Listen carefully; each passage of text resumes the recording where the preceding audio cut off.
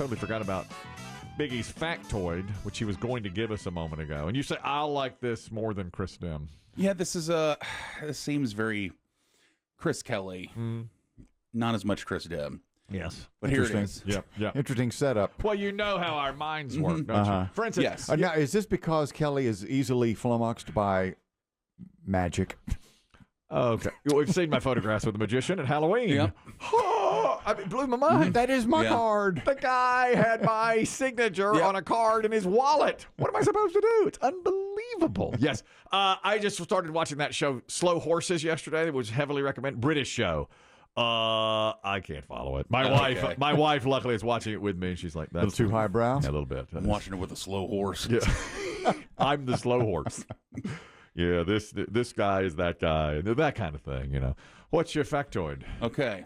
If you're in a room with 23 people, there's a 50-50 chance that at least 2 people will have the same birthday. All right. So if you're in a room with just 23 people, there's a 50% chance that someone else will have your birthday. Well, we had a group, our insurance meeting. We have maybe 30 people in the room upstairs. Yeah. Not too long ago. 2 people in this company have the same birthday. Correct? Yes, January 8th. 2 people have the same, and they were in the room. There's another 2, myself and someone else. Really? Who else has your birthday? Drew. DH. Oh, well, Engineer Drew. We have to do something.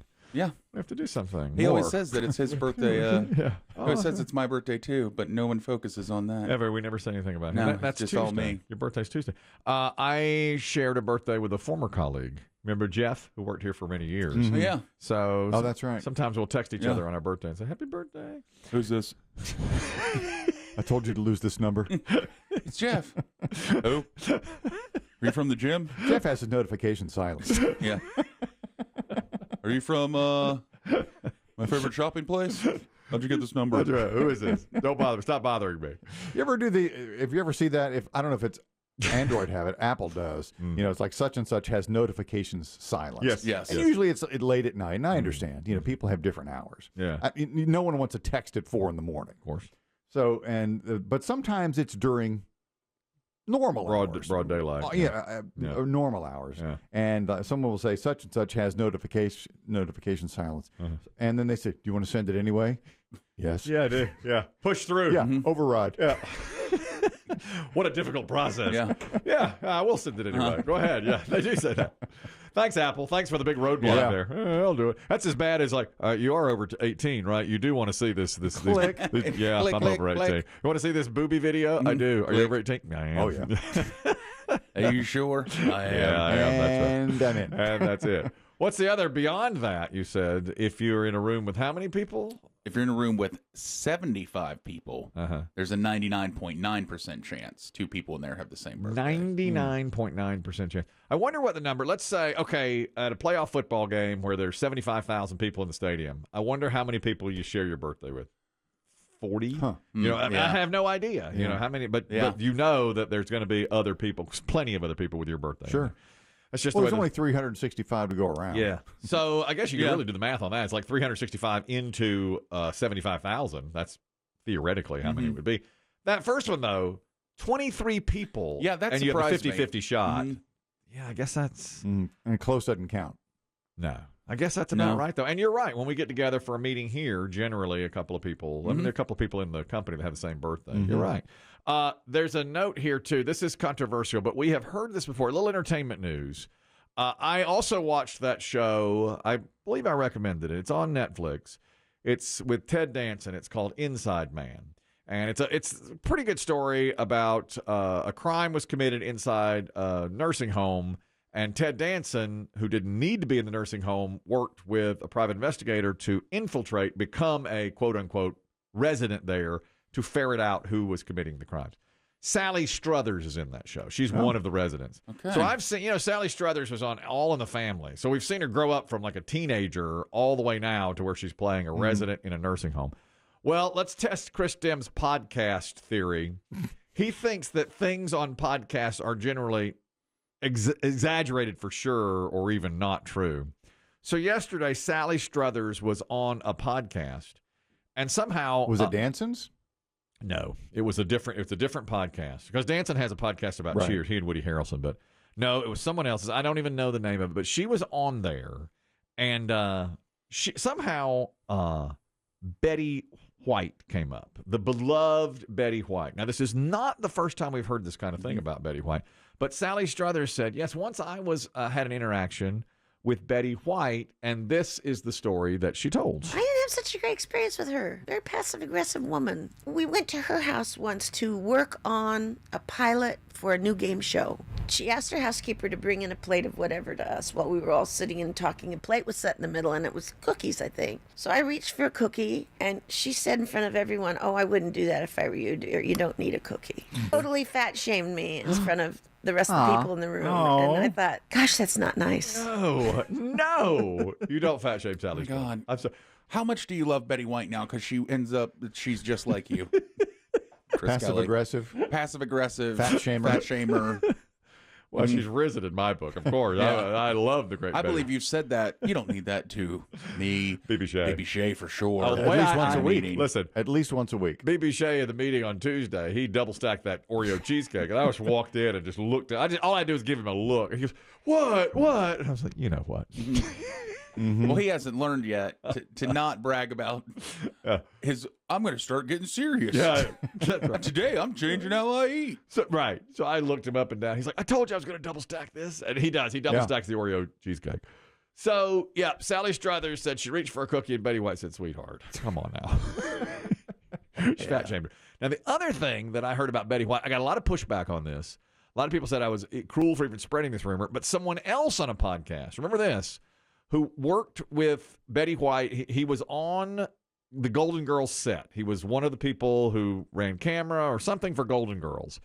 And it had always been rumored that B. Arthur did not like Betty White. She called her the C word once. I mean, she said, Rue McClanahan is a wonderful person, and I really like Estelle Getty. We get along great, but Betty's a C word. I mean, she literally said that. Now, you can... It all depends on context. Yes. I mean, sometimes people can say that. Might have been a joke. As a joke. Yeah. Well, I heard... In the cold light of day, that seems like an insult. I heard Betty White, she was interviewed probably 5 years before she died. She was on a show, some interview show. And Betty White said, B. Arthur and I never got along, and I don't know why. She said, I always was as nice as I could be to B. Arthur, but she never warmed up to me, and we never really got along. So I heard there was a little friction between those two quite a bit on that show. And the person who was behind the scenes, like running camera or whatever he was on a podcast. And this was after Betty White died, shortly after. And he said that Betty White would make fun of Estelle Getty in the later years of those shows. And Estelle Getty was getting Alzheimer's and couldn't remember her lines. And they would have to put them up, so she could read them. And they'd have to retake and retake. And she said Betty White would, in a passive-aggressive way, make fun of the cue cards and such, and put down Estelle Getty when Estelle Getty couldn't hear her, and she would do it to her co-stars, and that really made B. Arthur mad because B. Arthur really liked Estelle Getty, and she was getting Alzheimer's, she was getting dementia, but I said that on our air, and many Betty White defenders said, "How dare you go with the word of some podcaster somewhere who may not know what he's talking about." But he said that's what he witnessed, and that's the reason, and that Betty White was not that nice of a person. I mean, she will always be beloved, Betty White, because of the way, she became this beloved celebrity, of course. I wonder what B.B. Shea will say about you on a podcast one of these days later down the road. There's this, and depending on the death has a funny way of affecting humans, and Betty White is dead. I don't know that Sally Struthers would have told that story. What if Betty White was still living? Yeah, I don't think she would have. So the speed in which people start spilling the tea about you, reveals a lot. A lot. I don't think Sally Struthers would have said that while she was alive, or in the first 6 months after she died. Right. But now she's been dead a few years. Sally's like, yeah. You know what? She tried to knock a cookie out of my hand. Well, then why'd you put him out? Well, yeah. Why'd you? Why'd you? A tray of snacks. Yeah, that's right. If you tell the heavy girl, don't touch them. That should be real test. That's what I'm going to start doing. That is what you do, basically. I'll put a tray of cookies out here, and when BB Shay, Not for you. You don't need that. Search your inner self. well, just yesterday, BB Shay went to a luncheon where my favorite dessert in the world is served, a chocolate chess pie. And he said, do you want me to bring you back a piece of chocolate chess pie? And I said, not only am I'm not going to have it, you shouldn't have it either. And he said, I'm going to have at least 2 and maybe 3 because you can get that. There's definitely a chance somebody at his table went, I didn't get one. And it's because he snagged someone else's dessert. The waiter's like, I guess I miscounted by 2. He does that. Yeah. Well, I guess we'll just bring one other over, maybe, and one to go. I don't know. I feel like Sally Struthers is telling the truth here. I feel like that's a truthful thing. Again, we'll play the audio again from a podcast. I didn't have such a great experience with her. Very passive-aggressive woman. We went to her house once to work on a pilot for a new game show. She asked her housekeeper to bring in a plate of whatever to us while we were all sitting and talking. A plate was set in the middle, and it was cookies, I think. So I reached for a cookie, and she said in front of everyone, oh, I wouldn't do that if I were you, dear. You don't need a cookie. Totally fat-shamed me in front of the rest of the people in the room. And I thought, gosh, that's not nice. Yeah. She went on to say, by the way, that Norman Lear, when developing the All in the Family, told her once during the height of the show, we chose you because we love your comic timing and your little fat face. They could say things back then, couldn't you? Right to her. No Right passive aggressive yeah. there. Lear's dead, right? Yeah, Lear's dead. Lear died. Lear died a year ago. Yeah. All right. Tell it. Yeah. We loved your comic timing and we loved your fat face, which is what I told Biggie. Well, that's exactly how we got the job. Yeah, he got the job. So I love your comic timing. I love your fat face. Yeah. It's great. And BB Shay's that perfectly round Yeah, oh, face. yeah. You know.